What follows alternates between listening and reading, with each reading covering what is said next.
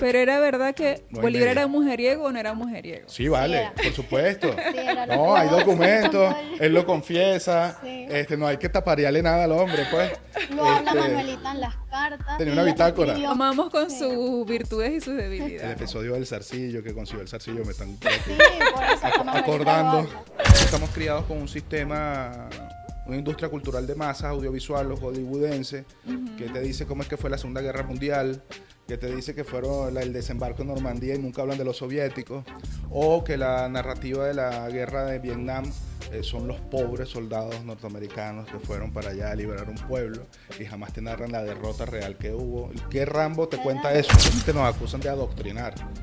Y bueno, leamos los libros que nosotros tenemos, leamos los libros producidos en este país y entendamos cómo es que se adoctrina un pueblo. Lo han hecho bastante bien, en realidad.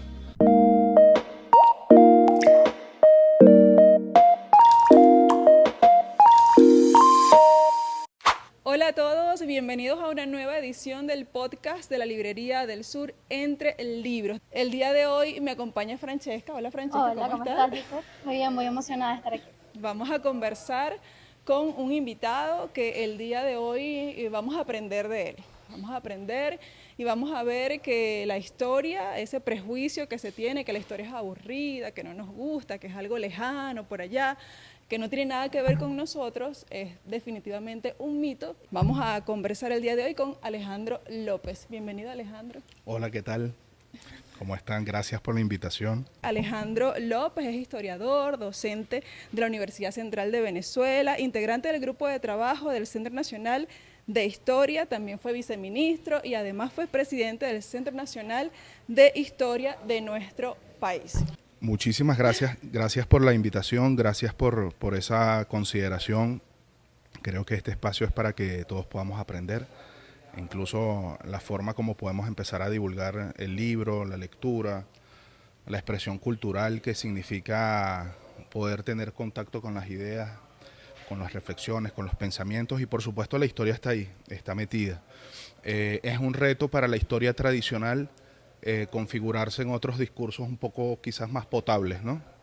Alejandro, en esta decisión, en esta voluntad que se tiene de acercar la historia a la gente, de que podamos entenderla, conocerla, nutrirnos de ella y también vernos reflejados allí, ¿cuáles son como los principales obstáculos que se han encontrado, las principales ideas tal vez mal concebidas a las que han tenido que enfrentarse para poder encaminar ese objetivo de que nos veamos reflejados en nuestra historia? No había una democratización o no había un concepto de la democracia aplicado a la historia.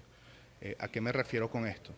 Democratizamos la historia cuando la historia deja de ser de ciertos sujetos blancos, propietarios, capitalistas, deja de ser una narrativa que excluye, ¿no? Democratizamos entonces en la medida que incluimos a otros sectores sociales, incluimos a la mujer, al afrodescendiente, a los pueblos originarios, a los pueblos mestizos, pardos. Eso lo evaluamos muchísimo en el proceso de independencia. El 19 de abril de 1810 se nos narra como un movimiento de blancos, como un movimiento, bueno, que hubo una gente en una plaza, pero no dice mucho más. Bueno, hay una participación popular contundente, hay una participación de los pardos, que son los mestizos. Esa otra mirada que nos ayuda a democratizar. Democratizamos también cuando la historia deja de ser hecha, contada, divulgada por personas que van a la universidad y tienen el título de historiador o historiadora. Es como una manera de no adoctrinar la historia, porque muchas veces la historia se adoctrina demasiado y bueno, se va como siempre llevando una idea específica, no tan generalizada realmente a los hechos. Así es. Y eso sucede mucho. Es El pueblo cuenta su historia. Exacto. Es uno de esos proyectos que desde el Centro Nacional de Historia se impulsó y que va con esa línea de la historia insurgente, que es la democratización. Y democratizamos también cuando los textos y los discursos históricos dejan de ser, digamos, entre comillas, científicos, muy académicos, muy pesados. Hay algunos de los compañeros y compañeras que hablan, bueno, que la historia no sepa tanto a remedio, y cómo podemos lograr entonces poner en clave divulgativa. El obstáculo principal es, bueno, la mentalidad que existe, una mentalidad muy colonizada, una mentalidad eurocéntrica sobre la narrativa de nuestra historia. En tu investigación, Alejandro, ¿qué cosas te has topado ya en libros, tal vez en referencias muy respetadas que tú has dicho, cómo es posible que esto se diga aquí así? Hay ideas generales que son eso precisamente que tú apuntas. Ya vaya, aquí hay como un problema. Por ejemplo, el tema que hemos identificado como la preterización del indígena. Los pueblos originarios nada más pertenecen a una época y llegaron los españoles, comenzó la invasión, el genocidio ya no existe, ¿no? Y todos los elementos asociados a lo indígena es con el pasado directamente, pese a que son actores y fundamentos sociedad actual. Actuales, ¿no? presentes, claro. Hay otra importante que se refuerza mucho en los discursos históricos, incluso en los discursos históricos audiovisuales, que es una sinonimia que se establece entre el afrodescendiente y la esclavitud. Esclavo es igual negro igual a esclavo, por Sí, decirlo de esa forma. básicamente esa es nuestra génesis, nacimos Exacto. esclavos, los pueblos afrodescendientes no afrodescendientes, tenían historia. así es, pueblos afrodescendientes que además son sometidos a esclavitud, no son Claro, esclavos. son Hay esclavizados. pueblos afrodescendientes que son los que trabajan en la sociedad colonial, quienes construyen las casas, quienes alzan y cargan las importaciones que llegaban en los barcos, quienes criaban a los niños y a las niñas. Entonces ya va, no es la esclavitud, es la construcción de la sociedad, es darle la vuelta desde lo que es el trabajo y las relaciones. El tema del igualitarismo, ¿no? La sociedad venezolana es igualitaria, es café con leche, y bajo el mestizaje se arropa, ¿sí?, el racismo profundo que existe. Sí, por supuesto. Claro. Hay otro mito, otro nudo ideológico que es, bueno, la democracia representativa, esa democracia del 23 de enero del 58, cuando se arrebata al pueblo una victoria contra la dictadura de Pérez Jiménez, esa partidocracia que se instala entre Acción Democrática y COPEI, bueno, el mito que esa era la realización política del pueblo venezolano. Íbamos cada 5 años a votar y había paz y había control, esa ilusión. Lo que sucede es que al momento de enseñar, bueno, durante el bachillerato hablo acerca de mi experiencia, al momento de enseñar acerca de los presidentes, se hace de una manera como muy rígida. Y eso hace que uno no le preste la suficiente atención o pase desapercibidos ciertos asuntos o ciertos acontecimientos importantes que en la actualidad muchos de nosotros no conocemos todavía. Y quizás no nos van a hablar de eso si no buscamos la fuente de la historia. ¿Dónde está la historia de los que no fueron presidentes? ¿Dónde está la historia de la gente que agarraba el autobús para el trabajo, que sigue agarrándolo? La historia entonces es un hecho cotidiano. Eso es un punto, digamos, una propuesta esencialísima. Cada uno de nosotros es un sujeto de construcción de historia, de reflexión de historia, de elaboración de historia.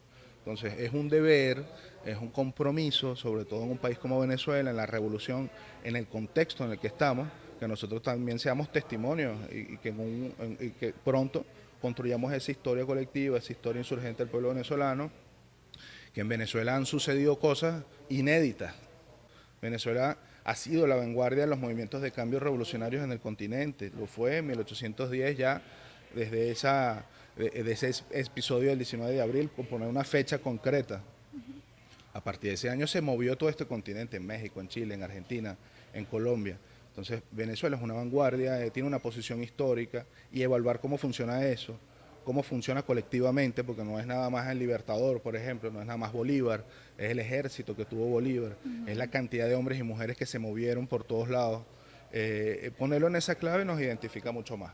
Yo he visto, Alejandro, que desde el Centro de Historia han tratado de hacer contenidos para redes sociales, tienen un programa de radio, vi bastante nutrido su canal de YouTube.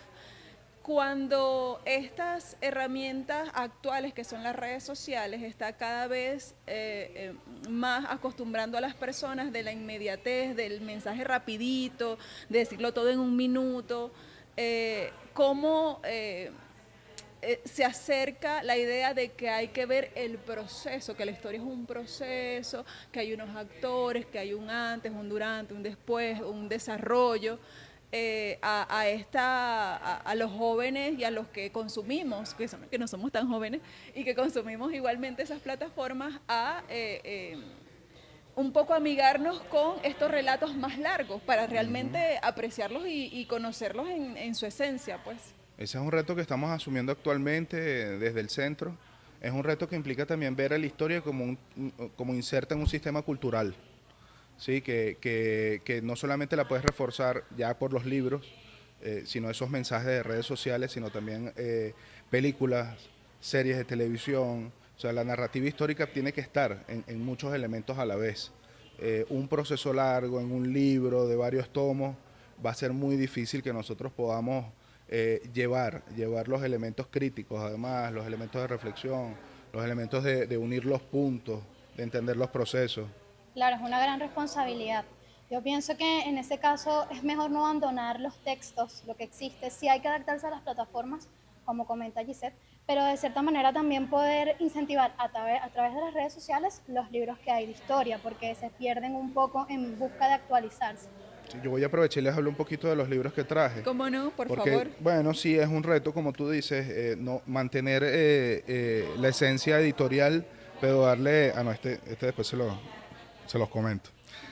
Bueno, nosotros tenemos quizás la primera de nuestras publicaciones, que es Libertador 8 Estrellas, es una revista de ensayos, una revista que tiene un perfil político, filosófico, social, cultural. Son 8 números. Hay una serie de folletos, específicamente Francisco de Miranda, que hicimos con el Centro de Estudios Francisco de Miranda, que llega la profe Carmen Borges. Son temas específicos, puntuales. Algunos de ellos textos que se recuperan de otros, el año pasado, no, mentira, en el contexto de la batalla de Pichincha hicimos un folleto sobre un texto de 1922-24 de Ecuador. Entonces también tener como esa ¿Cómo se intención. recuperan esos textos? Bueno, es un eso, procedimiento fíjate qué buena bastante... esa pregunta, porque parte de lo que también nos animó editorialmente fue la digitalización de esas grandes obras de Libertador, que son compilaciones documentales, biografías, que están pero no están. Así que todo el mundo las conoce, pero a veces es difícil ubicarlas. Las memorias de Oliari, que son 34 tomos, se digitalizaron con mucha paciencia y Sí. se pusieron en un formato PDF. Y así se ha Excelente. hecho. Y todos estos libros están en PDF. Esta belleza, Conocí al niño Simón, de Onelia Pérez. Ella ganó un concurso de historia para niños y niñas. Ahorita estamos en la segunda edición de ese concurso. Es otro de los retos. Es otra de las... Esto lo escribió ella y lo ilustró su hijo. Wow, Bellísimo. excelente, muy bello. Y es uno de los retos que tenemos, bueno, configurar la historia en otros discursos. Según tu opinión, ¿qué historiadores o qué teóricos de la historia debemos seguir y cuáles no? ¿Quiénes cuentan la verdad de Venezuela y quiénes Mira, no yo creo cuentan que la hay que verdad de seguirlos a Israel? todos. Explicado. Yo creo que hay que seguirlos a todos de verdad con un espíritu crítico, con un criterio, ¿no? En la escuela de historia nos enseñan a hacer como lecturas, por un lado estratégicas y otras tácticas. ¿A qué voy con esto? Una lectura estratégica porque vas como con una idea, con una intención, con una búsqueda, ¿no? Y una lectura táctica porque vas seleccionando fragmentos, discursos que van validando, ¿no?, la idea que tú vas construyendo. Claro, no va tomando lo que uno desea y deja lo que no le interesa Y lo dejas tanto. por ahí en una nota al Exacto. pie o por si acaso, ¿no? Considerándolo, pero no formando parte del Del pensamiento. criterio central, porque puede ser que Exacto. tú estés de acuerdo con un autor en un planteamiento y con otro no. Con otros no. Hay que ser Pero muy es honesto bueno, con y eso es también. bueno conocer diferentes perspectivas, entonces, Y saber que lo que tú vas a plantear va a ser rebatido, porque de eso se trata el conocimiento, ¿no? O la aspiración al conocimiento que se pretende en la intelectualidad. Pero concretamente, mira, de la historia de Venezuela, yo creo que es muy importante comenzar a leer por colonizada y eurocéntrica que pueda hacer la referencia a los cronistas de Indias, porque ahí comienza todo, ahí comienzan las valoraciones negativas de lo que es América, de lo que nosotros creemos que somos con respecto a Europa. Entonces, una lectura crítica de esas primeras impresiones de lo que estaba pasando aquí en América después de la invasión de Colón, los primeros años, yo invito a todas y todos a poder hacer una muy específica que es muy valiosa, porque denuncia, como dice el título, la destrucción de las Indias, es la de Bartolomé de las Casas, Fray Bartolomé de las Casas, un espíritu crítico importante. Oviedo Ibáñez es otro de los cronistas importantes a revisar. Incluso viajeros como Humboldt, Alejandro de Humboldt, todo lo que dijo Humboldt, con incluso sus prejuicios, su espíritu científico de la época, la racionalidad europea, pero bueno, viendo a los salvajes en acción, que eso es lo que ve Europa aquí en realidad. Sí, así es. Esas son unas lecturas importantes para nosotros también desentrañar algunos de esos trampas ideológicas y vacíos identitarios que tenemos ahí o cosas que no cuajan, ¿no? Sí. No, y también dejar de pensar que la invasión europea a América fue un encuentro, Por una favor. reunión, que no es que nos amigamos y que todo fue bello, sino que Sí. ellos tenían unos criterios bastante discriminatorios, violentos, sesgados de nosotros y de lo que querían hacer acá. Completamente. Entonces nosotros caemos en esa trampa de creernos ese cuento Del cuando mestizaje. hay muchas fuentes que te revelan otras cosas, ¿no? Que es parte Yo del tengo trabajo. una duda. Para nosotros conocer aquella cultura que teníamos esa población antes de que llegara la colonización, ¿cómo podemos hacer para empezar a encontrar ese tipo de tendencias, de cultura? Porque si la buscamos es difícil encontrarla porque sabemos que fue destruida. ¿Cómo hacemos las personas que queremos saber de la historia y cómo llevamos eso también a los liceos, a las escuelas, como que comenzar a rescatar un poco más la cultura? Porque nosotros, a pesar de que la estudiamos, igual tenemos las tendencias luego de la colonización. Mira, buenísimo que me preguntas porque me enlazo con la pregunta también de Giselle. Otra recomendación, Mario Sanoja, Iraida Vargas. Sí, Este, Iraida la amamos. el trabajo de esa historia que está antes de la invasión, de esos pueblos originarios. No es historia prehispánica, no es historia precolombina, no es que nosotros estamos antes de, nosotros estamos desde hace por lo menos 15.000, 14.000 años en estos territorios, ¿no? Es la historia de las organizaciones no occidentales, no modernas, pero que tienen en sí, digamos, una comprensión de territorio, una comprensión del conocimiento del medio ambiente, del clima y de los elementos fundamentales, no solamente de la supervivencia, sino la conformación de sociedades. Alejandro, Sí. quiero validar contigo dos cosas.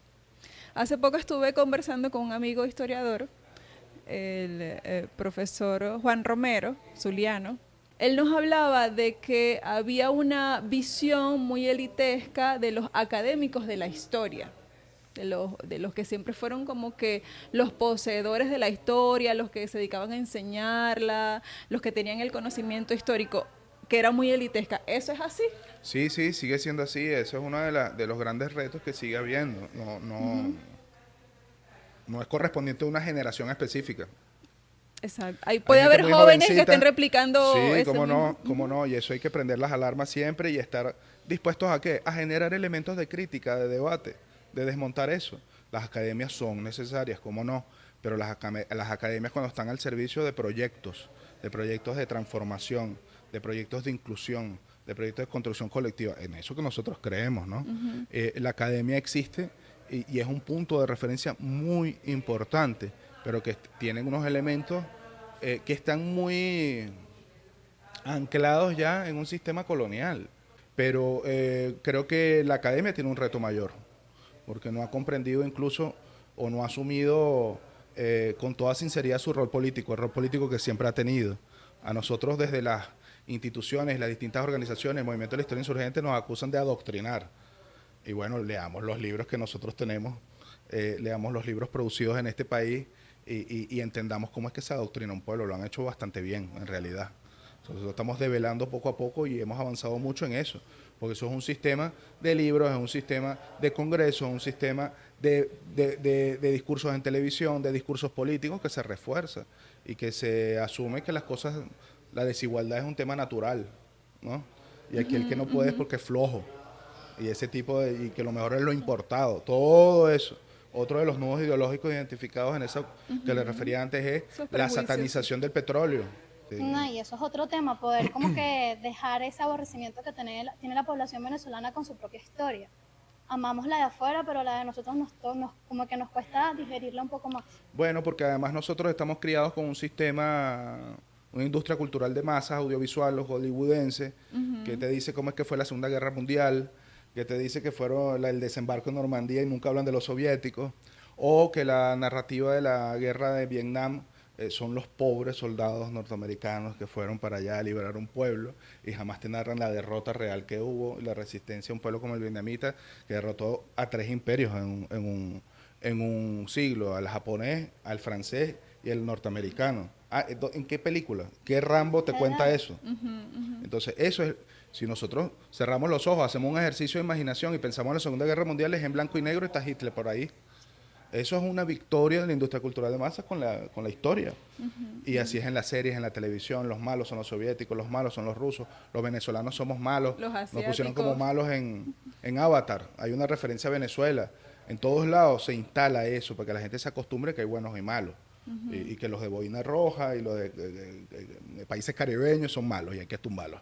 Eso es el discurso histórico muy potente. Eso es adoctrinar. Sabes que revisando tus redes, las del Centro Nacional de Historia y el trabajo que vienen haciendo, vi que hace poco hicieron un contenido, creo que un programa de radio, donde hablaron de los amores del libertador Simón Bolívar, ¿no? Que eso es algo que causa mucha atención, que a la gente le gusta saber. ¿Es tal vez esa una forma de acercar a la gente al personaje? Cuéntame de la estrategia. Mira, nosotros aprendimos del comandante Chávez a darle carne y hueso al libertador, a ponerle voz, a ponerle pensamiento. La figura un del poco, libertador. bastante, ¿no? Exacto. Todavía Bolívar está ahí encerrado porque, bueno, es una gran figura. Y formas de ponerlo a dialogar y de generar interés como esa es muy importante, bueno, porque hay una relación muy cercana, quien no se ha enamorado, quien no ha tenido pareja, quien no ha estado en ese proceso. Pero era verdad que no Bolívar media. era mujeriego o no era mujeriego. Sí, vale, era. por supuesto. Sí, era lo No, que hay vos documentos, contó él lo confiesa, Sí. no hay que taparearle nada al hombre, pues. Lo habla Manuelita en las cartas. Sí. Sabemos que Manuelita tiene un registro, tiene sus diarios. Manuelita tenía una bitácora. Escribió mucho luego de la muerte de Bolívar. Creo que ese fue su pasatiempo favorito durante ese tiempo de exilio. Lo amamos con Sí. sus virtudes y sus El debilidades. episodio del zarcillo que consiguió el zarcillo me están por aquí Sí, por eso que Manuelita acordando. lo habla. Allí hay muchas referencias que él hace sobre su pasión por el baile. Bolívar decía que mientras él bailaba, se concentraba, pensaba las cosas mucho mejor. Entonces tú no te imaginas a Bolívar bailando, ¿no? Claro. Creo que en algunas representaciones... En eso lo han nos puesto. parecemos Bolívar y yo. ¿Ves? Entonces tú dices, mira, ok, entonces ya uno va generando otros vínculos. Se va humanizando el personaje. Hay un libro que recomiendo, el Diario de Bucaramanga, que lo llevó Perú de la Croix, que fue uno de los decanes de Bolívar, que bueno, es como hay muchas confesiones, mucha cotidianidad de Libertador en 1828. Y él dice, bueno, a mí me gusta preparar mis propias ensaladas, o lo refiere así Perú de la Croix, habla de episodios polémicos y da referencias. O sea, hay formas distintas. Otra importantísima, sus documentos, sus cartas. El gobierno bolivariano se encargó de una gesta importantísima, aprovecho y digo esto porque tiene que ver con la lectura, tiene que ver con nuestro patrimonio, que es que esos papeles del Libertador y de Miranda, que estaban en la Academia Nacional de Historia, resguardadas pero no democratizadas y divulgadas, fueron a su justo lugar en el año 2010-11 creo, que es el Archivo General de la Nación. Esos papeles se pusieron en una mejor condición y se hizo un trabajo de transcripción y de puesta en línea.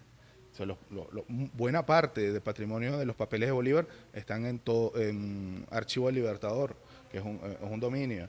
Ahí podemos ver qué pensaba, qué decía, qué lo hacía molestar, qué lo hacía alegrar. Pues, Finalmente, Alejandro, déjanos las redes sociales, cómo contactar al Centro Nacional de Historia y de alguna forma vincularse con el mensaje que ustedes están difundiendo.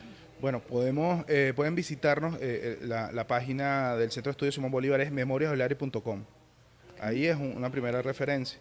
En las redes sociales, en YouTube estamos como Centro de Estudios Simón Bolívar y en Instagram como Centro Piso S Bolívar. El programa de radio sale Bolívar por dónde? Nuestro, por la Radio del Sur, todos los martes de 11 a 12. Bueno, muchas gracias por la invitación. Gracias a ti, usted. bienvenido siempre al podcast de la Librería del Sur y a ustedes, amigos y amigas, muchas gracias por acompañarnos a un nuevo episodio que hemos dispuesto para seguir promocionando la lectura, hablando de autores, de escritores y también de lo que hace la comunidad lectora venezolana, cuáles son sus gustos, cuáles son sus aficiones y por supuesto todo este mundo que rodea el ecosistema del libro. Muchas gracias por estar con nosotros en este podcast de la Librería del Sur Entre Libros y nos vemos en una próxima oportunidad. Chao, chao. Chao.